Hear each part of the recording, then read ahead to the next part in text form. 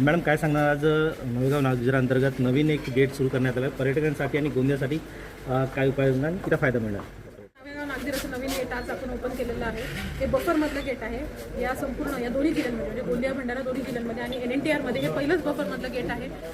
या गेटचं विशेष असं आहे की कोरमध्ये जे आपले गेट्स आहेत त्याला कोरचे नियम लागू होतात. नियम थोडेसे वेगळे आहेत. याच्यामध्ये आपण हे गेट वर्षभर चालू शकणार आहे. आणि या गेटचं वैशिष्ट्य असं आहे की या गेटचा जो रूट आहे तर त्या रूटमध्ये आपल्याला सगळ्या प्रकारचं जंगल, सगळ्या प्रकारचा जो एरिया आहे, त्या वेगवेगळे लँडस्केप आहेत ते पाहायला मिळणार आहेत. परत ग्रासलँड आहेत, पाणवठे आहेत, एक मोठा चुलबन जो तलाव आहे, आपलं धरण आहे, त्या धरणाच्या कडेने सुद्धा काही एरिया आपल्याला त्या रूटमध्ये घेण्यात आलेला आहे. आणि वेगवेगळ्या पद्धतीनं वेगवेगळ्या वाईल्डलाईफचं दर्शन इथे आपल्याला या रूटमध्ये होऊ शकतं. पालकाचं सीन पण होता, टायगर दिसत आहे या ठिकाणी.